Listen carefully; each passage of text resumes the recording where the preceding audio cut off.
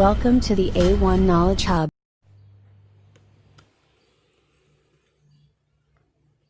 હવે આપણે શીખવા જઈ રહ્યા છીએ આ ચેપ્ટરનો સૌથી લાસ્ટ પોઈન્ટ શું છે જોઈ લઈએ. પહેલો પોઈન્ટ તમને જે આપેલો છે એ છે વિસર્જન સમયે ખોલવામાં આવતા જરૂરી ખાતા. એમાં કયા કયા આવે છે?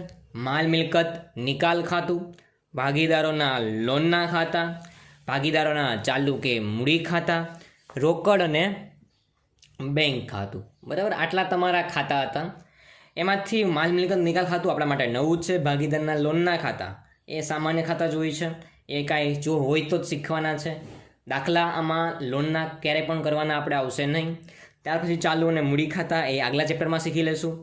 રોકડ અને બેંક ખાતું, બરાબર, આ ખાતું બંધ થતું નથી. તો આપણો જે મેઇન જે છે એ કયું શીખવાનું છે? માલ મિલકત નિકાલ ખાતું. કયું શીખવાનું છે? માલ મિલકત નિકાલ ખાતું. ચાલો જોઈ લઈએ માલ મિલકત નિકાલ ખાતું શું છે. તમને એની આપી છે વ્યાખ્યા. તો શું છે? પેઢીના વિસર્જન સમયે પેઢીની મિલકત અને દેવાના નિકાલની હિસાબી અસરો આપવા માટે જે ખાતું તૈયાર થાય એને કહેવાય મામીની ખાતું, માલ મિલકત નિકાલ ખાતું. ટૂંકમાં જ્યારે પેઢીનું વિસર્જન થાય ત્યારે દેવા અને મિલકતોની નિકાલ કરવા માટે, વેચવા માટે, ચૂકવણી કરવા માટે, ઉપજ માટે, કોઈ પણ વસ્તુ કે બધું સેમ જ છે. જે ખાતું તૈયાર થાય એને શું કહેવાય? માલ મિલકત નિકાલ ખાતું. રિપીટ કરી દઈએ વ્યાખ્યા એની. પેઢીના વિસર્જન સમયે પેઢીની મિલકત અને દેવાની હિસાબી અસરો આપવા માટે જે ખાતું તૈયાર થાય એને શું કહેવાશે? માલ મિલકત નિકાલ ખાતું. વિસર્જન સમયે રોકડ કે બેંક સિવાય બધી જ રકમ એટલે કે મિલકત અને દેવાના ખાતા બંધ કરી મામીની ખાતે ચોપડે લઈ જવામાં આવે છે. અત્યારે ખાલી પોઈન્ટ યાદ રાખજો. આ પોઈન્ટનો પ્રેક્ટિકલી કેમ ઉપયોગ છે એ આપણે દાખલામાં શીખવાનો છે. શું કીધું છે? વિસર્જન સમયે રોકડ અને બેંક સિવાયના જે પણ મિલકત કે દેવા આપેલા હોય તમને એને તમારે ક્યાં લઈ જવાના છે? મામીની ખાતે એટલે કે માલ મિલકત નિકાલ ખાતે લઈ જઈ બંધ કરી દેવાના છે ખાતા. કેમ બંધ કરવાના છે, શું છે, એ બધું આપણે પ્રેક્ટિકલમાં સમજશું. બરાબર, 2 પોઈન્ટ થઈ ગયા. પહેલો પોઈન્ટ શું હતો? વ્યાખ્યાનો. બીજો પોઈન્ટ તો રોકડ અને બેંક સિવાયની જે રકમ હોય એના ખાતા બંધ કરી ક્યાં લઈ જવાય? માલ મિલકત નિકાલ ખાતે. થર્ડ પોઈન્ટ શું આપ્યો છે? ત્યારબાદ ઉપજની રકમ રોકડ ખાતે ઉધારી માલ મિલકત ખાતે જમા થાય. ક્યારે? મિલકત હોય ત્યારે. જ્યારે મિલકત હોય ત્યારે શું કરવાનું? માલ મિલકત ખાતું જમા કરવાનું અને રોકડ ખાતું ઉધાર કરવાનું. શું?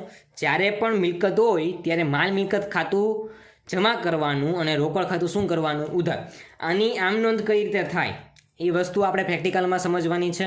અત્યારે કશું જ કામ નથી એનું, એટલે ખાલી પોઈન્ટ યાદ રાખવાનો છે. શું યાદ રાખવાનો છે? તો કે મિલકત હોય ત્યારે જો ઉપજ થતી હોય તો રોકડ ખાતું ઉધાર થાય, માલ મિલકત ખાતું જમા થાય. ત્યારબાદ જો દેવા હોય તો શું થાય? તેની ચૂકવણીની રકમ રોકડ ખાતે જમા થાય અને મામીની ખાતે ઉધાર થાય. દેવા હોય તો શું થાય? મામીની ખાતું ઉધાર અને રોકડ ખાતું જમા. બરાબર. ત્યાર પછી માલ મિલકત ખાતાનો નફો કે નુકસાન ભાગીદારના મૂડી ખાતે નફા નુકસાનના પ્રમાણમાં વેચવામાં આવે છે. સામાન્ય વસ્તુ છે, બધી જ વસ્તુ થઈ જાય એટલે માલ મિલકત નિકાલ ખાતું બંધ કરી દેવાનું અને જો નફો કે નુકસાન હોય તો એને વેચી દેવાનું. માલ મિલકત નિકાલ ખાતાનું બીજું નામ સંપાદન ખાતું છે. આ ખાસ યાદ રાખવાનું છે. બરાબર. ને લાસ્ટ પોઈન્ટ છે માલ મિલકત નિકાલ ખાતું ઉપજ અને ખર્ચ પ્રકારનું ખાતું છે. આ 2 પોઈન્ટ એક વાક્યમાં પૂછાશે તમને. બરાબર. આખી ટૂંક નોંધ જોઈ લી. માલ મિલકત નિકાલ ખાતું પહેલી વ્યાખ્યા શું હતી? તો કે વિસર્જન સમયે દેવા અને મિલકતોની કિંમત જે હોય, બરાબર, એની અસરો આપવાની હોય અને જે ખાતું ખોલાય એને કહેવાય માલ મિલકત નિકાલ ખાતું. બીજો પોઈન્ટ કોનો? તો રોકડનો પોઈન્ટ શું? તો કે માલ મિલકત નિકાલ ખાતું બનાવવામાં આવતું હોય અથવા વિસર્જન થતું હોય ત્યારે રોકડ અને બેંક ખાતા સિવાયની જે પણ બાકીઓ હોય મિલકત અને દેવાની એ માલ મિલકત નિકાલ ખાતે લઈ જઈ બંધ થાય. ત્યાર પછી મિલકત હોય ત્યારે માલ મિલકત નિકાલ ખાતું ઉધાર થાય અને માલ મિલકત નિકાલ ખાતું જમા થાય અને રોકડ ખાતું થાય ઉધાર.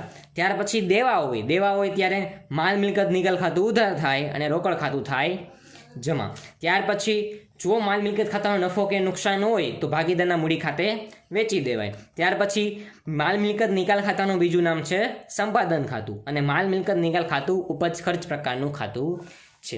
ટૂંકમાં તમારા પોઈન્ટ કેટલા થયા? 1 2 3 4 5 6 અને 7. આ 7 પોઈન્ટ યાદ રાખો એટલે તમારું જે માલ મિલકત નિકાલ ખાતાની ટૂંક નોંધ છે એ પૂરી થઈ જશે. બરાબર, જોઈ લે પહેલાંથી કઈ કઈ વસ્તુ હતી. પહેલું શું હતું તમારા માટે? તો કે વિસર્જન સમયે ખોલવામાં આવતા ખાતા, મેઇન 4 ખાતા ખોલવામાં આવે, અને 4 ખાતા મહત્વનું ખાતું કયું?